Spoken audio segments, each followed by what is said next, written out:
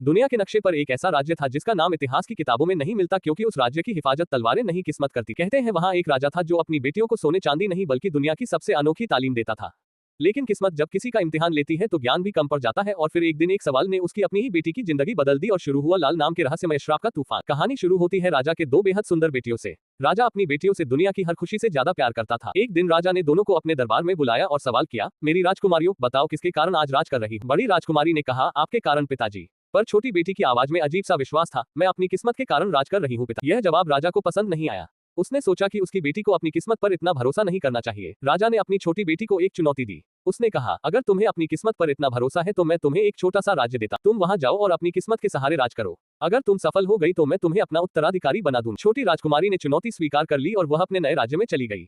लेकिन वहां पहुंचने पर उसे पता चला कि राज्य की हालत बहुत खराब, वहां के लोग गरीब हैं और राज्य में कोई व्यवस्था नहीं। राजकुमारी ने अपनी किस्मत को कोसा और सोचा कि शायद उसने गलत किया है। लेकिन फिर उसने अपनी तालीम को याद किया और सोचा कि वह अपनी किस्मत को बदल सकती। उसने राज्य की हालत सुधारने के लिए काम करना शुरू किया। उसने लोगों को शिक्षित किया, खेती को बढ़ावा दिया और राज्य में न्याय व्यवस्था को सुधारने के लिए काम किया। धीरे धीरे राज्य की हालत सुधरने लगी और लोग खुशहाल होने लगे।